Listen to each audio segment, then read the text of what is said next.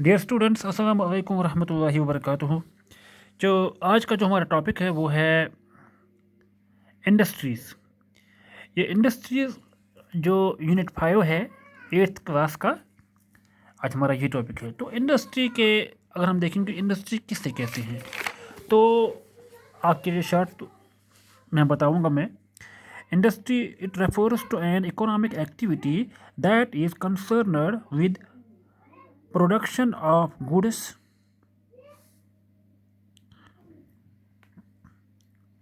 Extraction of minerals और the provision of services. यानी कि 3 चीज़ें इसमें आती हैं, प्रोडक्शन ऑफ गुड्स आते हैं, एक्सट्रैक्शन ऑफ मिनरल्स आते हैं, या प्रोविजन ऑफ सर्विसेज आते हैं। इन 3 चीज़ों को हम इंडस्ट्री कहते हैं। Thus we have iron and steel industry, जिसको हम प्रोडक्शन की कैटेगरी में डालेंगे, प्रोडक्शन ऑफ गुड्स में आएंगे। उसके बाद कोल माइनिंग इंडस्ट्री, इसको एक्सट्रैक्शन ऑफ कोल कहते हैं।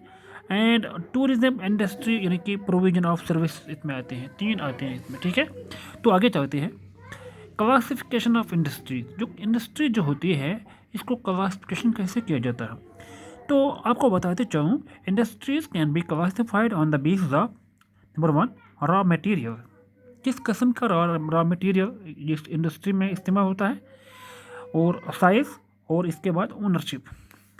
तो जहाँ तक रॉ मटेरियल का ताल्लुक है तो इसमें 3 किस्म की इंडस्ट्रीज आते हैं। एक होते हैं एग्रो बेस्ड इंडस्ट्रीज, जिनमें जो एग्रीकल्चर प्रोडक्शन है उसको हम रॉ मटेरियल के तौर पर इस्तेमाल करते हैं। और उसके बाद है मिनरल बेस्ड, जिसको हम मिनरल यानी कहने कि कोल है, पेट्रोलियम है, नेचुरल गैस है, इनको हम इस्तेमाल एज रॉ मटेरियल करते हैं। और इसके बाद मैरीन बेस्ड, कहीं मैरीन, जिसमें हम जो मैरीन होता है इसका माने होता है कि समंदर में जो भी चीज़ें हम हासिल करते हैं इनको मैरीन प्रोडक्ट्स कहती है। और मैरीन बेस्ड होते हैं जो भी इंडस्ट्रीज, वो इंडस्ट्रीज जो समंदरी प्रोडक्शन यानी कि ओशनिक प्रोडक्शन को रॉ मटेरियल के तौर पर इस्तेमाल करते हैं। और उसके बाद है फॉरेस्ट बेस्ड इंडस्ट्री, यानी कि जो भी फॉरेस्ट में हम प्रोडक्शन करते हैं, फॉरेस्ट में जितना भी कुछ निकलता है इसको अगर जिस इंडस्ट्री में हम इसको रॉ मटेरियल इस्तेमाल करते हैं इनको हम फॉरेस्ट बेस्ड इंडस्ट्री कहते हैं। तो इसका मतलब एग्रो बेस्ड है, फॉरेस्ट बेस्ड है, मैरीन बेस्ड है, एंड और मिनरल बेस्ड है।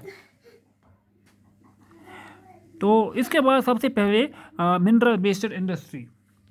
मिनरल बेस्ड इंडस्ट्री होता है, अगर हम देखेंगे तो ये अदर इंडस्ट्रीज को फीड करते हैं, ये अदर इंडस्ट्रीज को फीड करते हैं, ठीक है। तो इसमें आते हैं raw material, for example food processing है, वेजिटेबल ऑयल है, ठीक है, टेक्सटाइल इंडस्ट्री है, डेयरी प्रोडक्ट्स है, लेदर इंडस्ट्रीज है। ये जो है इनको हम कहते हैं रॉ मटेरियल बेस्ड इंडस्ट्री, ठीक है। तो उसके बाद है मिनरल बेस्ड इंडस्ट्री, जो मिनरल बतौर रॉ मटेरियल इस्तेमाल करते हैं, चाहे जो भी हो, ठीक है। तो उसके बाद हम साइज़ की बात करें तो इस साइज़ के हिसाब से अगर हम देखेंगे तो इंडस्ट्रीज़ को हम स्मॉल साइज इंडस्ट्रीज़ या लार्ज साइज इंडस्ट्रीज़ में डिवाइड कर सकते हैं। स्मॉल साइज इंडस्ट्री जो होते हैं इसमें लेबर कम लगता है, इसमें कैपिटल भी बहुत कम इस्तेमाल होता है, और इसका जो प्रोडक्शन है वो भी बहुत कम होता है। जो लार्ज के इंडस्ट्रीज़ जो होते हैं उनमें कैपिटल बहुत ज़्यादा इस्तेमाल होता है, उनमें लेबर भी इस्तेमाल होता है, और इनकी प्रोडक्शन भी बहुत ज़्यादा होती है। उसमें टेक्नोलॉजी भी बहुत ज़्यादा का इम्पॉर्टेंट रोल होता है। उसके बाद अगर हम देखेंगे ओनरशिप, तो ओनरशिप के हिसाब से अगर हम देखेंगे तो इंडस्ट्रीज़ को हम 3 हिस्सों में तकसीम करते हैं। या तो हम कहेंगे प्राइवेट, जो प्राइवेट होता है वो, या स्टेट ओनर, इसको पब्लिक सेक्टर कहते हैं, या जॉइंट सेक्टर, ठीक है। जॉइंट सेक्टर में अगर प्राइवेट और पब्लिक दोनों मिल के कोई इंडस्ट्री लगाएंगे इसको हम जॉइंट सेक्टर कहते हैं, ठीक है। और इसके बाद एंड कोऑपरेटिव सेक्टर, कोऑपरेटिव आपको पता है जब लोग जमा होकर कोई काम करेंगे तो इसको कोऑपरेटिव सेक्टर कहते हैं।